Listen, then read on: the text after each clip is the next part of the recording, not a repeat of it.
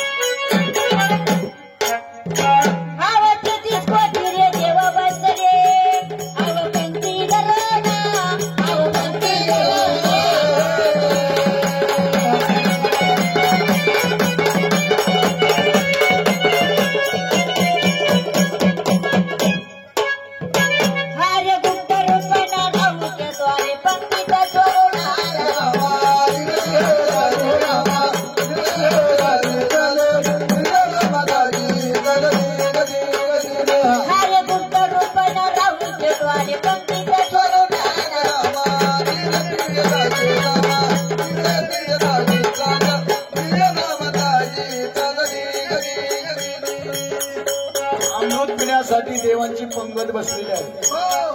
देवांनी युद्ध जिंकलं आणि देवांच्या पंक्तीमध्ये गुप्त रूपानं राहू केतू आलेला आहे.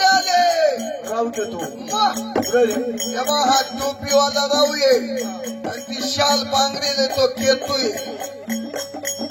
थोडे लांब लांब बसले माणसाला. म्हणजे राहू केतोय का? हो, यांचा राहून त्यांचा केतो. देवांच्या पंक्तीमध्ये राहू केतू आलेला आहे. वा, इंद्र राजा अमृत वाटू लागलेला आहे.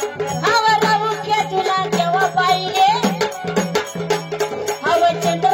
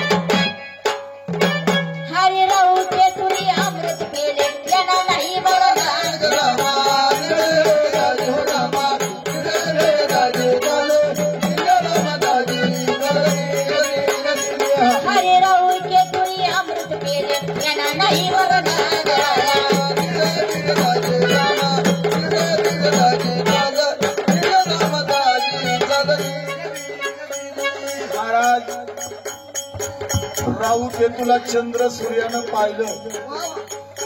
इंद्र राजा अमृत वाटू लागलेला आहे.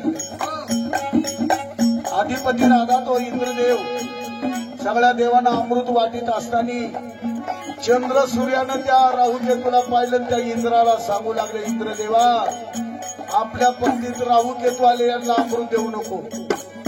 हे जर अमृत पिले सगळ्या देवांना नडतील. या देवांना नाही नागायचे. मध्ये गावला नागाय बसले.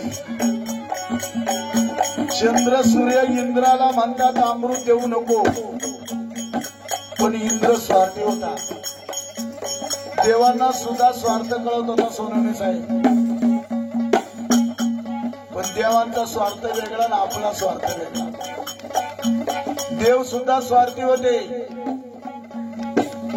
देवांचा स्वार्थ भक्तासाठी आणि आपला स्वार्थ प्रपंचासाठी.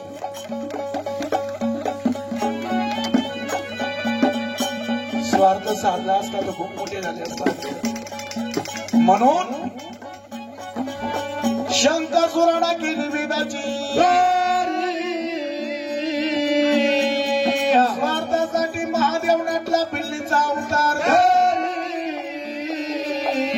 स्वार्थासाठी विष्णू नटला मोहिनी रूपधारी भस्मासुराचा वध.